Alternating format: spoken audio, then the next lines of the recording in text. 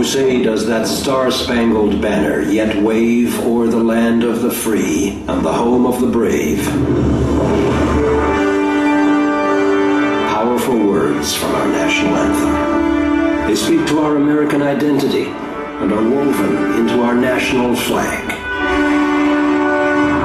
Timeless words written by one man, Francis Scott Key, about one flag at one moment. September 14th, 1814, here at Fort McHenry.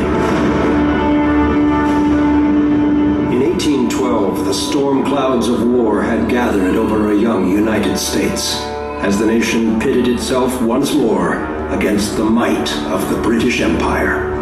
For 2 years, the conflict wore on, from the British colonies of Canada to America's southern coast and out across the high seas. To draw off U.S. forces from Canada and damage America's economy and morale, the British Navy attacked and blockaded the nation's East Coast heartland.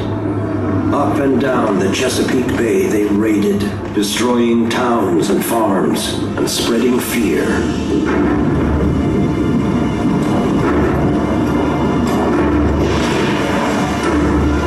Then, in August 1814, disaster. The invading British seized Washington, D.C., and burned the nation's capital. A citizen soldier of Baltimore spoke for many. Every American heart is bursting with shame and indignation at the catastrophe. And Baltimore hearts were also full of anxiety, for they feared they would be next.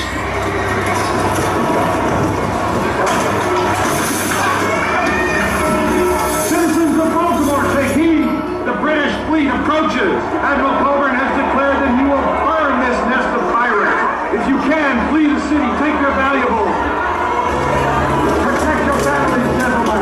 As Baltimore braced itself, a young Maryland lawyer, Francis Scott Key, embarked on a diplomatic mission to free a prisoner of war, sailing right into the heart of the approaching British fleet. But with their attack on Baltimore imminent, the British detained Key amidst their massing warships. On the outskirts of Baltimore, citizens, men and women, militia, and regular troops desperately prepared defenses.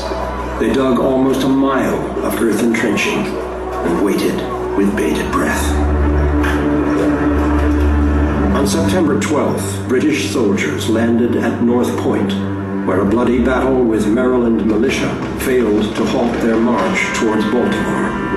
However, the British could not tackle the city's earthwork defenses and troop reinforcements without their Navy's help. The next day, the British bomb ships would open up their main assault with a ferocious bombardment. Their target, Fort McHenry. They had to knock out the fort to bring their ships in range of the city. The fate of Baltimore now lay in the hands of the fort's defenders.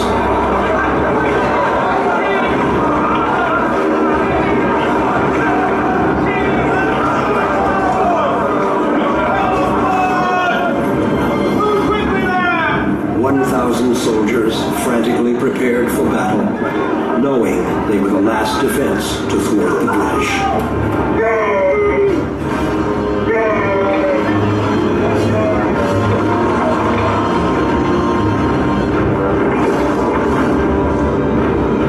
With the enemy in their sights, the men awaited the inevitable, a bombardment from the world's most formidable navy.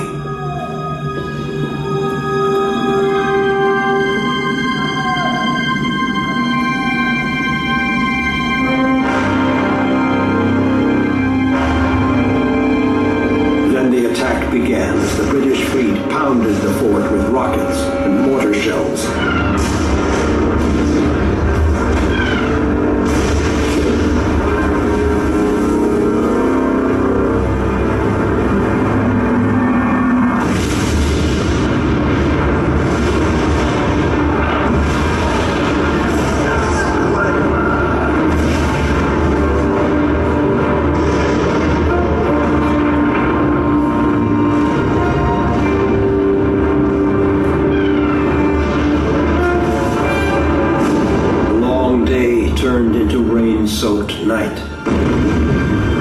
But still, the British bombs and rockets thundered over the fort, exploding deadly shrapnel in all directions.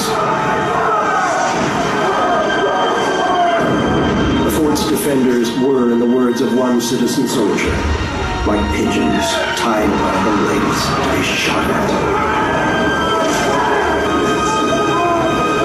The American artillery answered the British with desperate return fire.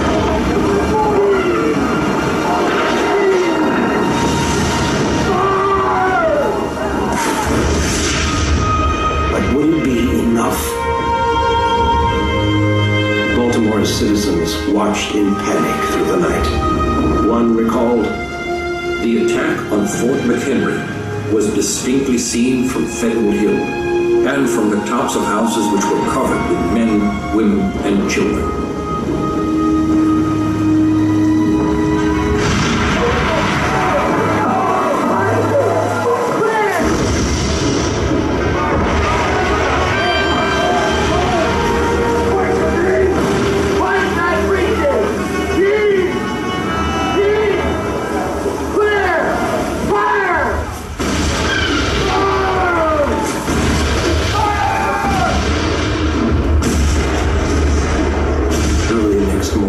September 14th, the British guns finally fell silent.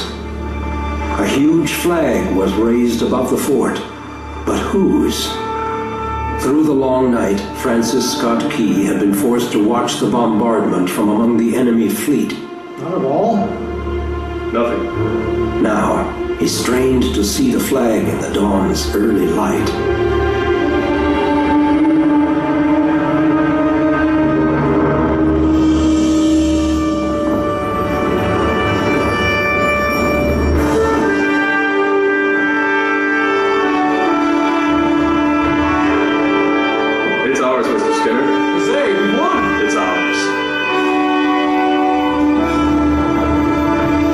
Inspired by their courage, Key wrote down a few lines. "'Tis the star-spangled banner, oh long may it wave o'er the land of the free and the home of the brave." As the British withdrew, Key returned to Baltimore, where his words soon found music and a publisher, and the Star-Spangled Banner was born. It captured a defiant, patriotic spirit and spread rapidly across the nation, pouring new life into the national flag as a symbol of American identity. The popularity of the song and the flag grew during the years that followed.